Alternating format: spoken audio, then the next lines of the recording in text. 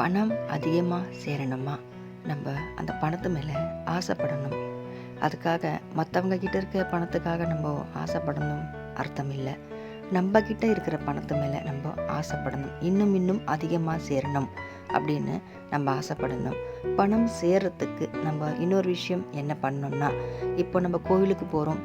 கோவிலுக்கு போய் உண்டியலில் காசு போடுறதுனால எந்த பிரயோஜனமும் கிடையாது.